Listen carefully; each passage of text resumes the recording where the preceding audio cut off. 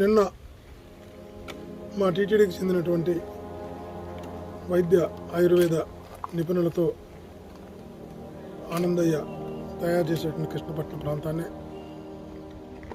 మొత్తం పరిశీలించడం జరిగింది. వారు వాడుతున్నటువంటి వస్తువులు, వాడుతున్నటువంటి విధానం, ఉపయోగించినటువంటి పేషెంట్స్ డిస్కస్ చేయడం జరిగింది.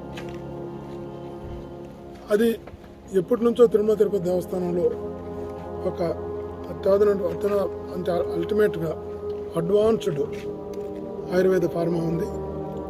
దీంట్లో కూడా సుమారుగా మాకు అన్ని రకాలైనటువంటి ఎక్విప్మెంట్స్ ఉన్నాయి. మాకు దానికి సంబంధించిన వనమూలికలు కూడా మా చేర్చాచలం ఫారెస్ట్లో సమృద్ధిగా ఉన్నాయి. అయితే దీనికి ప్రభుత్వం నుంచి అనుమతి వస్తే అతను వాడినటువంటి దానికి ఎలాంటి చర్యలు మనం తీసుకోవాలి. నిజంగా ప్రభుత్వం పర్వాలేదు, దీనివల్ల ఇబ్బంది లేదు, పేషెంట్స్కి సైడ్ ఎఫెక్ట్స్ ఉండవు, ఇతనికి ఖచ్చితంగా ఎంతో కొంత ఉపయోగపడుతుంది, కరోనా పేషెంట్లకి ప్రొసీడ్ కావచ్చు అనేటువంటి ఒక ఆమోద ముద్ర ప్రభుత్వం నుంచి వచ్చిన తర్వాత ముఖ్యమంత్రి జగన్మోహన్ గారి ఆలోచనల ఆదేశాలతో మేము రేపు టీటీడీ తరఫున చేయాల్సి వచ్చినప్పుడు అప్పటికప్పుడు వర్క్ ప్రారంభించకుండా ముందే ఉన్నటువంటి ఏర్పాట్లు చేసుకోవడానికి సంసిద్ధమవుతున్నాం. అందుకోసం ఈరోజు ఒక చిన్న సమావేశాన్ని కూడా ఏర్పాటు చేసుకున్నాం. కూలంకషంగా మైక్రో లెవెల్లో దీనిపైన డిస్కస్ చేసుకుంటాం. తప్పకుండా ప్రభుత్వ అనుమతి ఐసీఎంఆర్ ఆయుష్ అనుమతులు వచ్చిన తర్వాత వాళ్ళు ప్రొసీడ్ కమ్మంటే ఇప్పుడు వార్ఫుడ్ బేస్లో చేయడానికి కావాల్సినటువంటి అన్ని ఏర్పాట్లు కూడా ముందుగానే జాగ్రత్తలు తీసుకుంటున్నాం. అందుకే వైద్య నిపుణులు ఉన్నారు, ఆయుర్వేద వైద్య కళాశాల ప్రిన్సిపల్స్ ఉన్నారు, సూపరింటెండెంట్స్ ఉన్నారు, డాక్టర్స్ ఉన్నారు, టీచర్స్ ఉన్నారు. అందరం కూడా కూర్చొని ప్రతి చిన్న అంశాన్ని కూడా జాగ్రత్తగా చర్చించి మేము ప్రభుత్వం కోసం చేస్తాం. తప్పకుండా మా వైపు నుంచి మీ సంసిద్ధంగా ఉంటామని ఇప్పుడు ఇక్కడ చెప్పిందే విన్నాం, చెప్పినటువంటి అంశాలన్నీ కూడా విన్నాం. తప్పకుండా చెప్పినటువంటి అంశాలు పాజిటివ్గా ఉన్నాయి. బట్ దానిపైన ఉన్నటువంటి టెక్నికల్గా దానిపైన పరిశోధన ఏ విధమైనటువంటి రిపోర్ట్ వస్తుందో ఎదురు చూస్తుంది. 3 రోజుల రిపోర్ట్ రావచ్చు. ఎందుకంటే ముందుగానే మనము పాజిటివ్గా రిపోర్ట్ వచ్చింది, అప్పుడు 0 నుంచి ప్రారంభించకుండా మాకున్నటువంటి ఏర్పాట్లు భవిష్యత్తులో ఎలా చేసుకోవాలి, ఇలా చేయాల్సి వస్తే వాళ్ళు వాడుతున్నటువంటి వస్తువులు ఏంటి, వాడుతున్నటువంటి విధానం ఏంటి, కలిపినటువంటి మోతాదు ఏంటి, ఇవన్నీ కూడా నీట్గా రాసుకొచ్చుకున్నారు.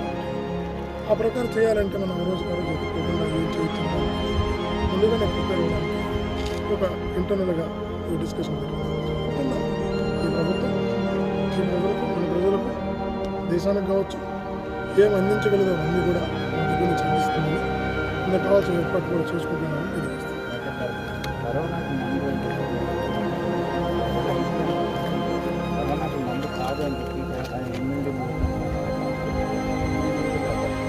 ఇమ్యూనిటీ పోస్టు దీనివల్ల సైడ్ ఎఫెక్ట్ లేదు, మంచిదంటే ఖచ్చితంగా ఇమ్యూనిటీ పోస్ట్ కింద ప్రజలకు ఇస్తాం.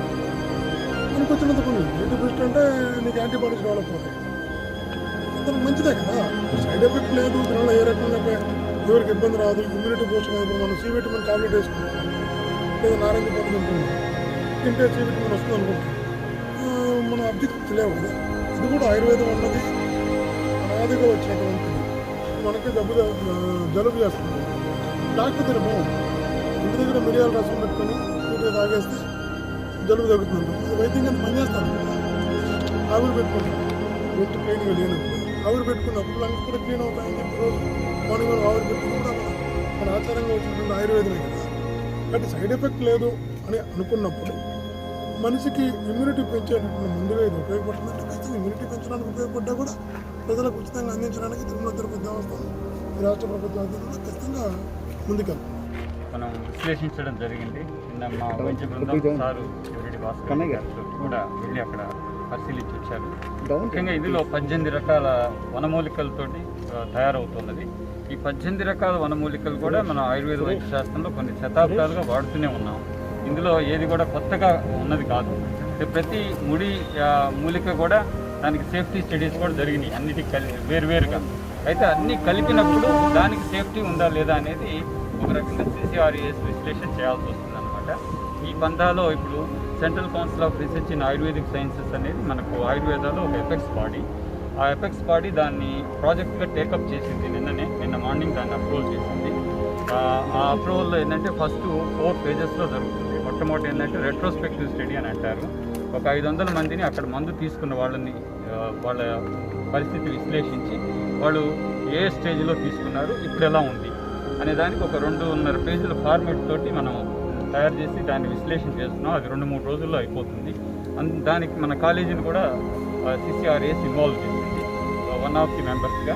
తర్వాత CCRES విజయవాడ సెంటర్ కూడా అనదర్ మెంబర్గా, ఇద్దరు కలిపి టీం వర్క్గా చేయమని మాకు ఆదేశించడం జరిగింది.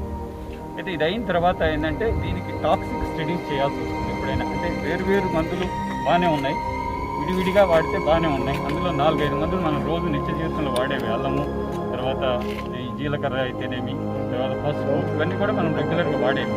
అయితే ఇవన్నీ కాకుండా అన్నీ కలిపితే ఎటువంటి ప్రభావం ఉంటుందనే దానికి యానిమల్ ఎక్స్పెరిమెంటేషన్ చేయాల్సి వస్తుంది. దానికి కూడా ఒక 1 వీక్ పడుతుంటే అది అయిన తర్వాత ఇన్విట్రో స్టడీస్ అని అంటారు. సెల్ లైన్స్ మీద చేయాల్సి వస్తుంది. ఆ సెల్ లైన్స్ మీద చేసిన తర్వాత అసలు ఈ కోవిడ్ మీద దీనికి ప్రభావం ఉందా లేదా, ఈ 3 స్టడీస్ అయిపోవడానికి కనీసం 4 వారాలు పడుతుంది. అది అయిన తర్వాత నెక్స్ట్ స్టెప్ వచ్చేసి క్లినికల్ స్టడీ. అప్పుడు కోవిడ్ సెంటర్స్లో కానీ కోవిడ్ హాస్పిటల్స్లో కానీ దీన్ని ఉపయోగించడానికి పర్మిషన్ అనేది సెంట్రల్ గవర్నమెంట్ ఇవ్వాల్సి వస్తుంది. ఈ ప్రక్రియ అంతా కూడా కావడానికి ఒక 4 వారాలు పట్టొచ్చు. అది కూడా చాలా ఫాస్ట్గా జరిగింది. ఈ ప్రక్రియలో మన ఆయుర్వేద కాలేజీని కూడా భాగస్వామ్యం చేశారు కాబట్టి ఇది చాలా సంతోషకరమైన విషయం. తర్వాత సార్ చెప్పినట్టుగా ఇక్కడ మేము కూడా సంసిద్ధం అవుతున్నాం.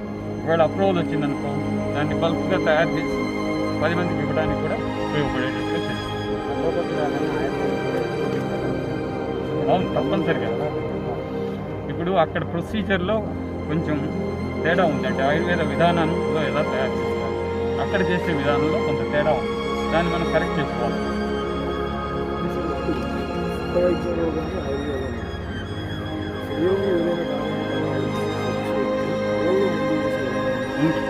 అది ఎలాగంటే ఇప్పుడు మాకు ఆయుర్వేద వైద్య శాస్త్రంలో అంజన ప్రక్రియ అని ఉంది. అంజనాలు వేస్తాం కళ్ళల్లో.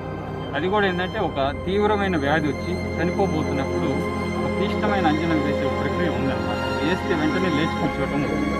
అదేంటంటే ఒక రకంగా కంటికి ఎటువంటి హాని కలిగించకుండా మెదడులో ఉత్తేజాన్ని కలిగించే ఒక ప్రక్రియ అన్నమాట. అది ఆయుర్వేద వైద్య శాస్త్రంలో చెప్పబడ్డది. అందువల్ల అందులో అతను వాడే కంటి మందులో 2 ఇంగ్రీడియంట్స్ ఉన్నాయి. కంటకారి అని అంటారు, ముళ్ళ వంకాయ అది గుజ్జు, తర్వాత తోక మిరియాలు తెకరాజ మరీచం అని అంటారు. ఈ 2 కలిపి హనీతోటి తయారు చేసి ఇస్తున్నారనమాట. సో అందువల్ల ఈ 3 కూడా సేఫే, కంటికి ఎటువంటి దుష్ప్రభావం కలిగించదు, బట్ నరాలను ఉత్తేజం చేసే అవకాశం ఉందన్నమాట.